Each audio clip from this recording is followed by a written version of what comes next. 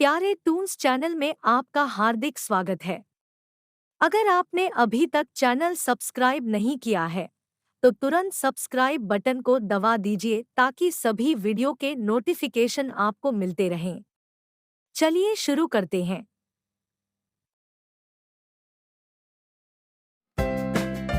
एक किसान बहुत परेशान था।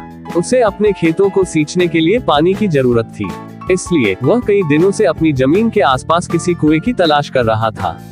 इसी तलाश में वह घूम ही रहा था कि अचानक उसे एक कुआं दिखा। ये कुआं उसके खेतों से बहुत नजदीक था, इसलिए किसान बहुत खुश हुआ। उसने सोचा कि अब उसकी परेशानी खत्म हो गई।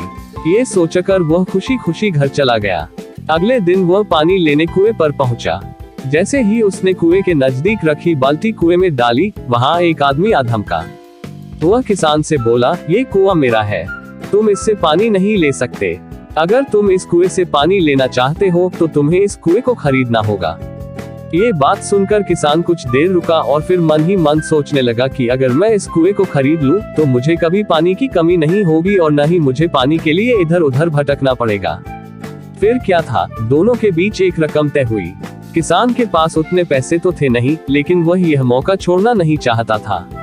इसलिए किसान ने उस आदमी को अगले दिन वह रकम देने का वादा किया और घर की ओर चल दिया।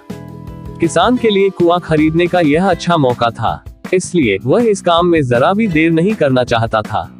घर पहुंचते ही उसने अपने करीबियों और दोस्तों से इस बारे में बात की और कुएं के लिए तय हुई रकम का इंतजाम करने में जुट गया। थोड़ी भागदौड़ और कोशिश के बाद आखिरकार उसने वह रकम जमा कर ली। अब वह पूरी तरह से निश्चिंत हो चुका था कि उसे कुआं खरीदने से कोई नहीं रोक सकता। जमा हुए पैसों को लेकर वह फिर घर चल दिया। उसे बड़ी बेसब्री से इंतजार था कि कब रात खत्म होगी और वह कुआं खरीदने जाएगा। इसी सोच में वह पूरी रात सो नहीं सका। अगले दिन सुबह होते ही वह कुआं खरीदने निकल पड़ा। उस आदमी के घर पहुंच किसान ने उसके हाथ पर पैसे रखे और कुएं को खरीद लिया। अब तो कुआं किसान का हो गया था, तो फिर उसने पानी निकालने में देर नहीं की। जैसे ही किसान ने कुएं से पानी निकालने के लिए बाल्टी उठाई, उस आदमी ने फिर बोला, ठहरो, तुम इस कुएं से पानी नहीं निकाल सकते हो। मैंने तुम्हें कुआं बेचा है, कुएं का पानी अभी भी मेरा है। किसान मायूस हो गया और न्याय के लिए राजा अकबर के दरबार में शिकायत करने पहुंच गया। राजा अकबर ने उस किसान की पूरी कहानी सुनी और फिर उस आदमी को दरबार में बुलाया जिसने वह कुआं बेचा था। राजा का फरमान सुनते ही वह आदमी भागा भागा दरबार में हाजिर हो गया। राजा ने उससे पूछा, जब तुमने इस किसान को अपना कुआं बेच दिया तो फिर इसे पानी क्यों नहीं लेने दे रहे हो? आदमी बोला, महाराज, मैंने इसे केवल कुआं बेचा था, पानी नहीं। ये बात सुनकर राजा भी सोच में पड़ गए। उन्होंने कहा कि बात तो ये पते की कह रहा है, कुआं बेचा है, पानी तो नहीं। काफी देर सोचने के बाद जब इस समस्या को सुलझाने में वह नाकाम हो गए तो उन्होंने बीरबल को बुलाया। बीरबल बहुत ही बुद्धिमान था, इसलिए राजा अकबर किसी भी मामले पर फैसला लेने से पहले उसकी राय जरूर लेते थे। बीरबल ने एक बार फिर दोनों से उनकी समस्या पूछी। पूरी बात जानने के बाद बीरबल ने उस आदमी से कहा, ठीक है, तुमने कुआं बेचा, पानी नहीं, फिर तुम्हारा पानी किसान के कुएं में क्या कर रहा है? कुआं तुम्हारा नहीं है, फौरन अपने पानी को कुएं से बाहर निकालो। बीरबल का इतना कहते ही उस आदमी को समझ आ गया कि अब उसकी चालाकी किसी काम नहीं आने वाली। उसने राजा से फौरन माफी मांगी और माना कि कुएं के साथ उसके पानी पर भी किसान का पूरा अधिकार है।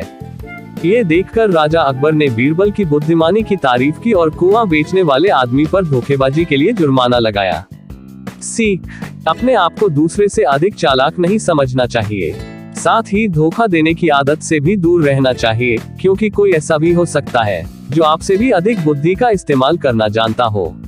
ऐसे में आपका धोखा पकड़ा जाएगा और आपको अपने किए का भुगतान करना होगा, जैसे इस कहानी के अंत में कुआं बेचने वाले आदमी को करना पड़ा। आपका बहुत बहुत धन्यवाद। कृपया इस वीडियो को लाइक कीजिए, अपने मित्रों एवं संबंधियों से शेयर कीजिए और प्लीज कमेंट करना ना भूलें कि ये कहानी आपको कैसी लगी।